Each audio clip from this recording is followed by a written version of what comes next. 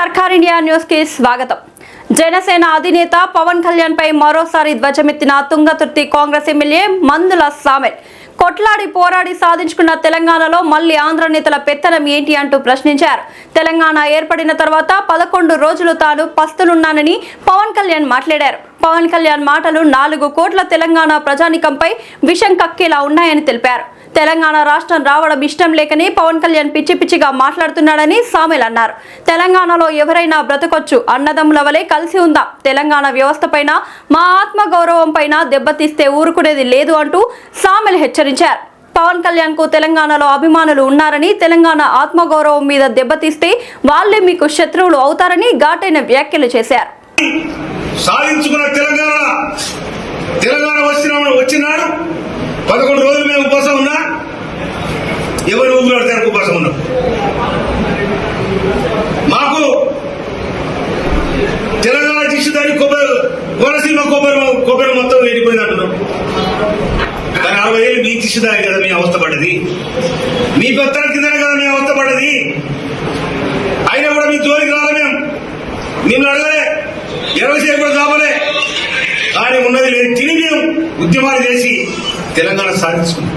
మా నీళ్ళు మాకు కావాలి, మా నియామకాలు మేము చేసుకోవాలి. మా మీద మీ పెత్తనం ఏందని 60 సంవత్సరాల కొట్లాటలు 12 సంవత్సరాల కింద కాంగ్రెస్ పార్టీ సోనియా గాంధీ సబ్బండ జాతర నినాదం, సకల జనుల సమ్మె నినాదం, వంట మార్పు నినాదం, ధర్నాలు, రస్తారోకోలు, వందలాది మంది బలిదానాలు, వీటి ఫలితమే తెలంగాణ రాష్ట్రం ఏర్పడింది. కానీ ఇవాళ ఆంధ్ర వాళ్ళు వచ్చి తెలంగాణ రాష్ట్రం ఏర్పడిన సందర్భంగా నేను 11 రోజులు పస్తులున్నా నాకు ఇష్టం లేకని చెప్పి ఎవరు పవన్ కళ్యాణ్ మాట్లాడతాం.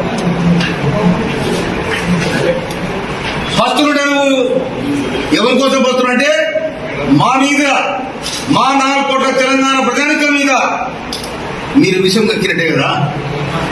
మా తెలంగాణ రావడానికి ఇష్టం లేదు కదా, తెలంగాణ రాష్ట్రం ఏర్పడడానికి ఇష్టం లేదు కదా, దోసుకుంటే దాచుకుని అలవాలైంది కదా. మాది మాకు కావాలని మేము అడుగుతుంది తప్ప మీది కావాలని ఏనాడు కూడా అడగలే. మీ అంచుకు రాలే, మీ కంచంలో పొత్తులేదు మాకు.